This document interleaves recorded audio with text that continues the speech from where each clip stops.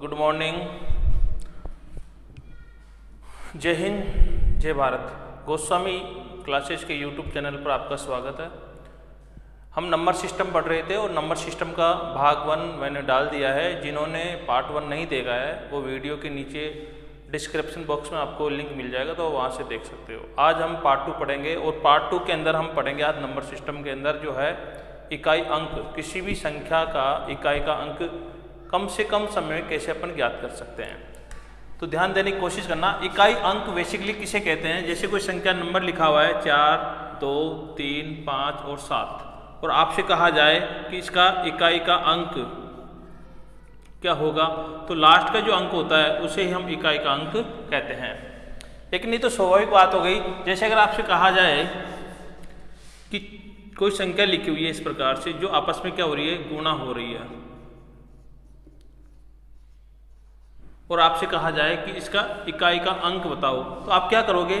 इन सब संख्याओं के इकाई का अंक देखो, इसका इकाई का अंक 5 है, इसका इकाई का अंक 7 है और इसका इकाई का अंक 2 है। इनको आपस में क्या कर दो, आप गुणा कर दो। तो देखो 7 पंजा में कितने हुए, 35 × 2। वापस इकाई का अंक इसका 5 है, इसको गुणा करो 2 से, तो कितने हुए 10। तो इसका इकाई का अंक क्या आ जाएगा तुम्हारा? इकाई अंक तुम्हारा आ जाएगा कितना? 0। लास्ट वाला जो अंक होता है वही इकाई का अंक माना जाता है। इसके आगे एक और एग्जांपल लेते हैं अपन। मैं आपको समझाना चाह रहा हूँ कि जैसे कोई संख्या लिखी हुई है 3, 5, 4, 7 × 2, 7, 9, 3 × 3, 2, 5, 0 × 6, 7, 2, 8। ये कोई नंबर लिखा हुआ है। अब सब में देखो, इनमें इसमें इकाई का अंक क्या है? 7, इसमें क्या है? 3, इसमें क्या है? 0, इसमें क्या है? 8। इन सब इकाई के अंकों को आप क्या कर दो? गुणा कर दो। तो देखो यहाँ पे वैसे इकाई अंक जो आने वाला है वो क्या आने वाला है? 0 आने वाला है, क्योंकि 0 से सब गुणा होगा तो सबसे ही क्या हो जाएगा? 0। तो लास्ट में इसका जो सब संख्या का जो गुणा किया जाएगा और उसमें जो पहला जो अंक होगा जिसको अपन इकाई का अंक कहते हैं वो क्या आएगा? इसमें 0 आएगा। और आगे समझने की कोशिश करते हैं अपन। जैसे मान लो 3, 2, 5, 7 × 1, 3, 5, 0 × 2, 7, 9, 5 × 3, 6, 2, 2 × 6, 6, 7, 9। अब देखो इसमें बेसिकली अगर मान लो किसी भी संख्या, एक संख्या का इकाई का अंक 0 आ रहा है तो हमेशा उसका इकाई का अंक 0 आएगा। क्यों?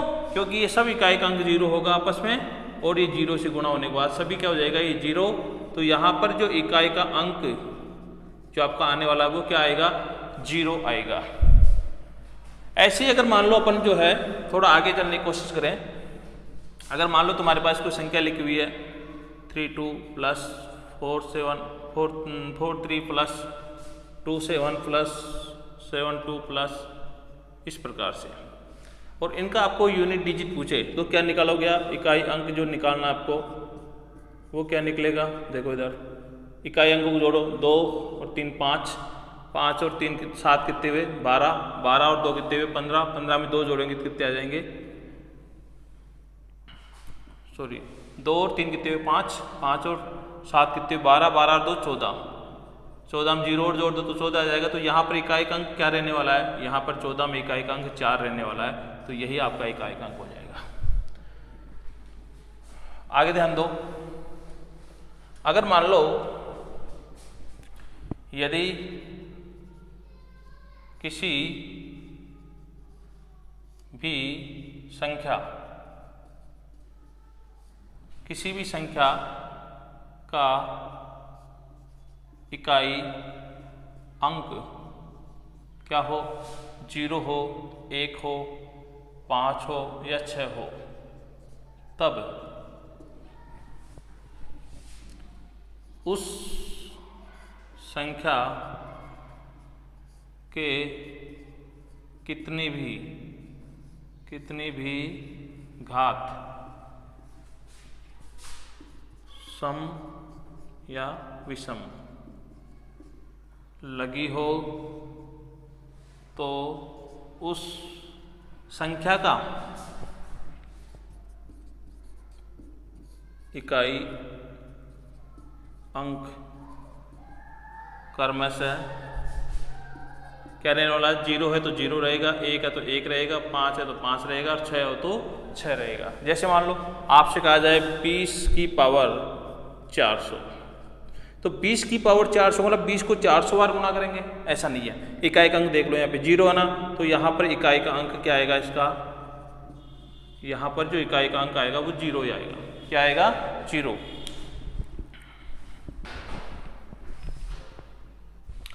अगला देखो, अगले में अपन क्या लिख सकते हैं इसको, अगर मान लो आपसे कहा जाए कि 25 इसकी पावर कितनी है, मान लो इसकी पावर है 20, 25 की पावर 20 है, तो 25 को 20 बार गुणा ना करके अपन क्या करेंगे, केवल इकाई का अंक देख लेंगे। इकाई का अंक क्या है? 5। अगर 5 इकाई का अंक है ना, तो इसको कितनी भी बार गुणा करो आप 25 को, इसका इकाई का अंक जो होगा ना वो क्या आएगा आपका, इकाई का अंक आपका 5 ही आएगा।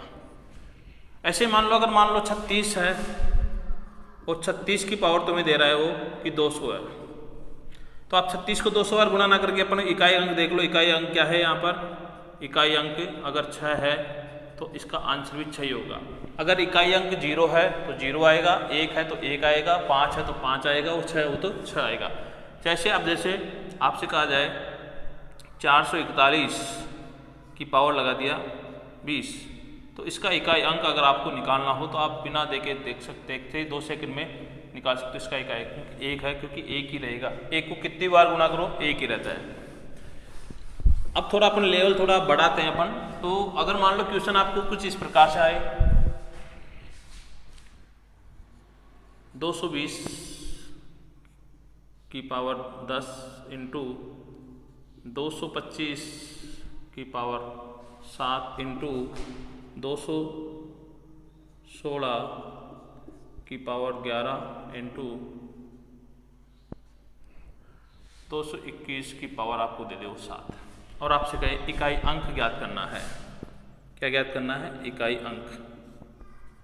तो अब क्या करना है, इसको पूरे गुणा नहीं करना है, क्या करना है, इकाई अंक देखना है। इसमें क्या है, 0 है इकाई अंक, इसमें 5 है तो 5 आएगा, इसमें 6 है तो 6 आ जाएगा, और इसमें 1 है तो 1 आ जाएगा। इसको सबको गुणा करेंगे तो क्या आएगा 0, तो यहाँ पर इकाई अंक क्या आ जाएगा तुम्हारा 0। यही तुम्हारा आंसर है। और देखते हैं एक एग्जाम्पल, अगर मान लो आपसे कहा जाए 23410 इंटू 443 इंटू 2791 इंटू 3276, और आपसे कहा जाए बताओ इसका इकाई अंक क्या है। तो आपको ओनली क्या करना है, इकाई अंक देखना है। इसका इकाई अंक 0 है, इसका इकाई का अंक 5 है, इसका इकाई का अंक 1 है, और इसका इकाई का अंक 6 है। इसको गुणा करो तो 0 आएगा। तो यहाँ पर इकाई जो अंक होगा तुम्हारा वो क्या होगा, 0 होगा। बस 2 सेकंड के अंदर आप सवाल को हल कर पाओगे अगर आपको इसकी नॉलेज है तो यहाँ पर अगर आपको पता लग जाए कि 20 की पावर कितनी भी लगा दो, जैसे मैं 100 लगा रहा हूँ, गुना 225 की पावर मैंने लगा दिया 15 गुना 226 की पावर 17। ऐसे ही क्वेश्चन का एक और ले लेता हूँ मैं, 6 की पावर 9, या फिर 6 ले लेता हूँ यहाँ पे, और आपसे कह रहा हूँ इकाई अंक ज्ञात करो। तो देखो यहाँ पे तो क्या आने वाला है, 0 आने वाला है, यहाँ पे 5 ही आएगा, यहाँ पे 6 आएगा, और यहाँ पे 6 आएगा। अब इसको पूरे को अगर मैं गुना करता हूँ तो क्या आएगा, 0 आएगा। तो यहाँ पर जो आपका यूनिट डिजिट होगा, इकाई का अंक होगा, वो क्या हो जाएगा, 0 हो जाएगा। अब देखो अगला स्टेप जो है वो क्या कहता है, अगर मान लो ये तो बता ही दिया तुम्हारे को, अगर 0 हो तो 0, 1 हो तो 1, और 5 हो तो 5 आ जाएगा, 6 है तो 6 आ जाएगा। लेकिन इसके अलावा मान लो अगर 4 और 9 आ जाए, 4 और 9 का क्या सिस्टम है, देखो 4 और 9 आ जाए तो 4 और 9 की कंडीशन क्या है, 4 के अंदर घात अगर 1 है तो इकाई अंक 1 ही आएगा। 4 के अगर इकाई अंक घात 2 है तो ये 16 हो जाएगा, मतलब इकाई का अंक 6 आ जाएगा। और अगर 3 है तो वापस ये 64 बन जाएगा, इकाई का अंक 4 आ जाएगा। और अगर घात 4 है तो ये बन जाएगा आपका 216 और 24 256 बन जाएगा। तो इकाई का अंक वापस क्या आ जाएगा, 6 आ जाएगा। मतलब यहाँ पर जो 4 की घात अगर सम घात हो तो हमेशा समघात हो तो हमेशा जो इकाई अंक बनेगा वो क्या बनेगा, 6 बनेगा। और अगर 4 की घात क्या हो, विषम घात हो, कौन सी घात हो, विषम घात, तो हमेशा इकाई अंक क्या बनेगा, 4 बनेगा। तो 4 का नियम ये हो गया, अगर 4 की घात सम है, जैसे मान लो आपसे कहा जाए कि 4 की घात 20 इकाई अंक बताओ, तो आप तुरंत बता सकते हो इकाई अंक देखकर, भाई समघात है, समघात होने पे क्या आता है, 6 आता है, तो इकाई अंक 6 आ जाएगा। अगर मान लो आपसे कहा जाए 4 की घात 201 तो विषम घात है, तो इकाई अंक आपकी आ जाएगी क्या, 4। ये घातें केवल आपको डराने के लिए लगाई जाती है, इसमें लॉजिक छिपा होता है। इन घातों का कोई मतलब नहीं है, घात काम में आई क्या, नहीं आई। क्या हमने 4 को 201 बार गुना किया, नहीं किया। केवल आपको, अगर आप बेसिक तरीके से करोगे तो आपको इतना गुना करना पड़ेगा। और अब ध्यान दो, इसी प्रकार से अगर अपन 9 की बात करें, अगर मान लो किस संख्या का इकाई अंक 9 आ जाए, तो 9 के अंदर क्या होता है, 9 की घात 1 हो तो इकाई अंक 9 ही आता है, 9 की घात 2 हो तो 81 का मतलब इकाई अंक 1 आ जाएगा, 9 की घात 3 हो तो 9 729 मतलब इकाई अंक 9 आ जाएगा। और ऐसे अगर 9 को 4 बार गुणा करेंगे अपन, 9 को अगर 4 बार गुणा करेंगे अपन तो क्या आएगा, देखो 729 इंटू 9 करेंगे ना अपन, तो 9 9 81, हासिल 8, 9 8 72, 72 8 कितने हुए 80, हासिल कितने बनेंगे आपके।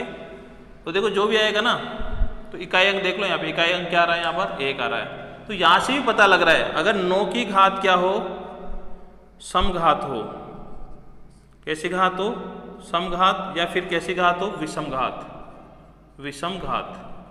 तो समघात होने पे क्या आ रहा है, समघात होने पे 1 आ रहा है, और विषम घात होने पे कितना आ रहा है, 9 आ रहा है।